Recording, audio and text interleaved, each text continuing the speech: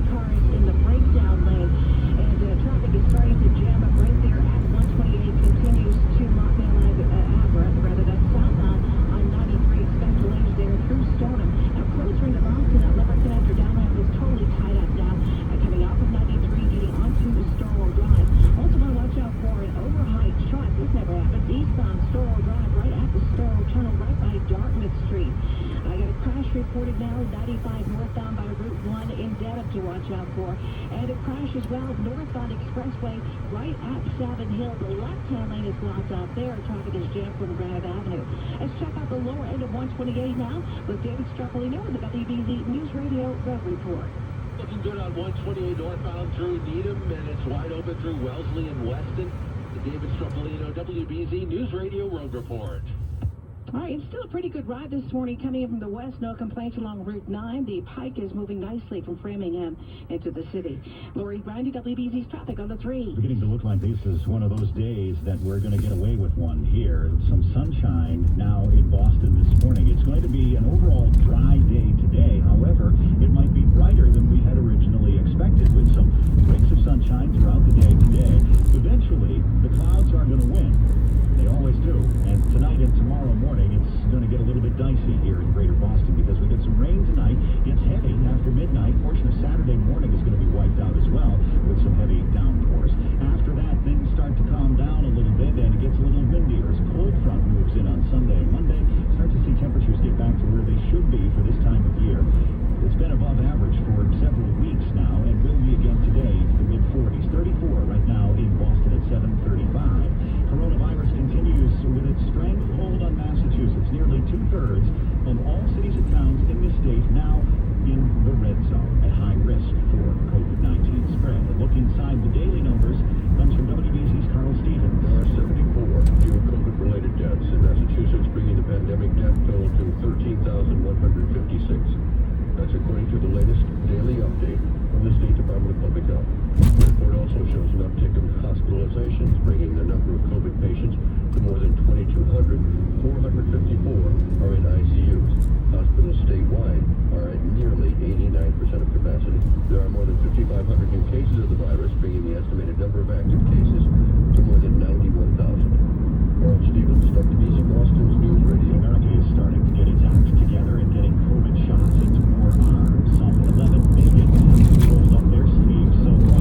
There are still a lot of wrinkles to iron out. The President-elect Joe Biden has had a hope of hitting 100 million shots in his first 100 days.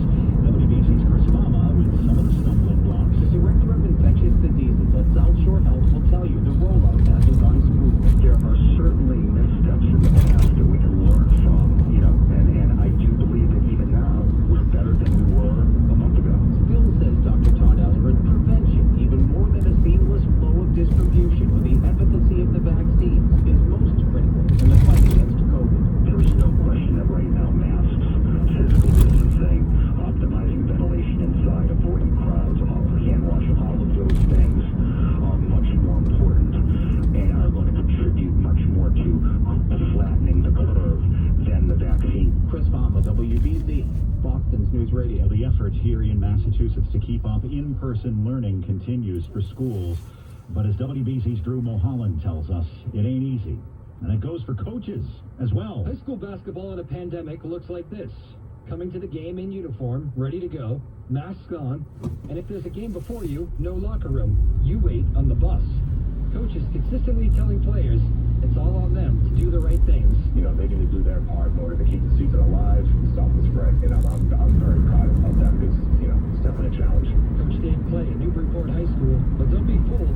There have been some pretty cool moments so far already in this pandemic season. We got on the bus last night after we played Linfield, and our bus driver, who was also from Newburyport, wanted to talk to him, so she was congratulating them on, I thought, what was going to be the win, but she congratulated them for consistently wearing their masks and never taking it down. Getting it done in tough times. Drew Mulholland, WBZ, Boston's News Radio. 7:38. Looks like home builders have a big problem on their hands. Not enough workers. What's that? Let's take a look. With Bloomberg Business, here's Tom Busby. Well, Jeff, even with millions of Americans out of work and sky-high demand for homes, newly built ones, existing ones, any home, The National Association of Home Builders says right now there are hundreds of thousands of open construction positions waiting to be filled. Now, many of them require technical knowledge, a little bit of trading, so they may not be for everyone.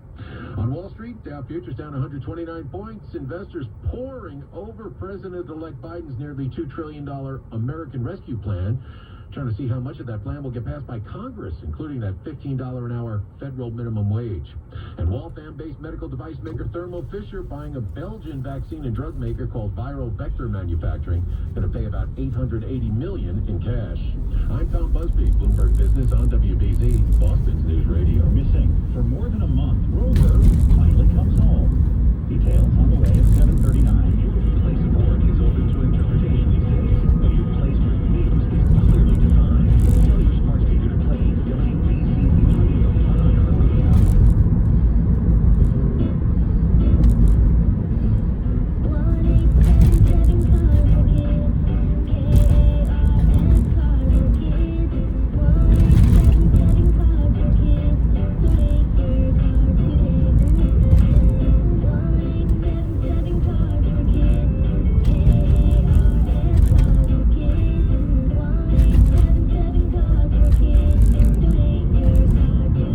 learn more about our program and to donate, go to carsforkids.com. Cars for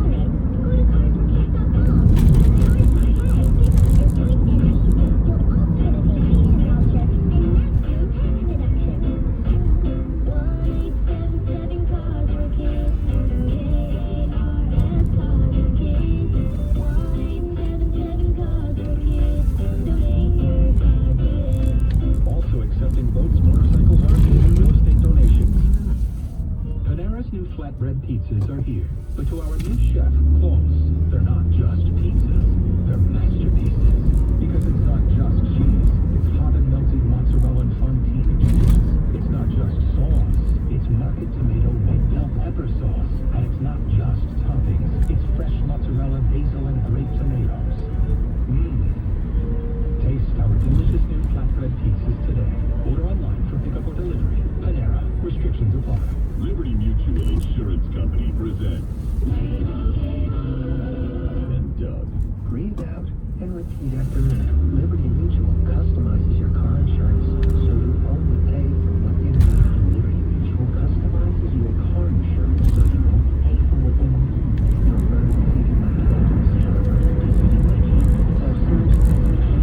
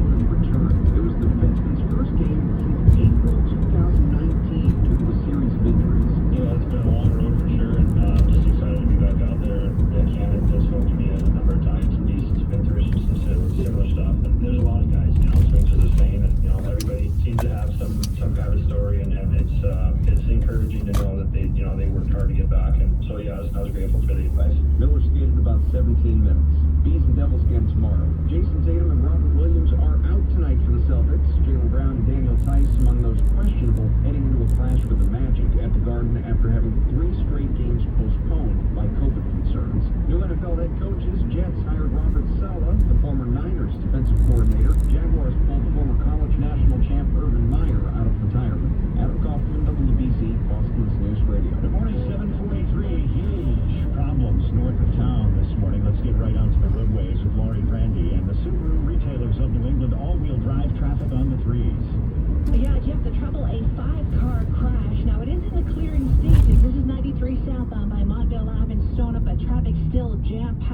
128 to Montvale Avenue. Now, what we have is the right-hand lane that is still blocked off there, so that's better than it was.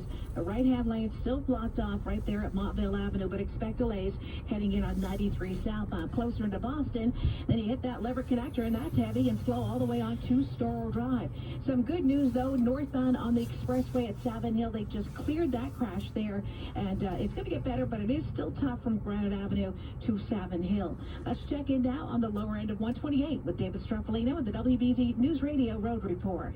128 north is a sweet ride through Needham and past Route 9 and Route 16. It's under 10 minutes to get from Route 109 to the Pike. David Struffolino, WBZ News Radio Road Report. All right, thanks, David. In Dedham, 95 northbound, that crash has cleared as well, right by Route 1. Lori Brandy, WBZ's traffic on the 3. Clouds and fog seem to be clearing out of the way. This morning we get a little bit of sunshine right now, 34 degrees. The clouds are back. Going to bring some rain, heavy at times, later on.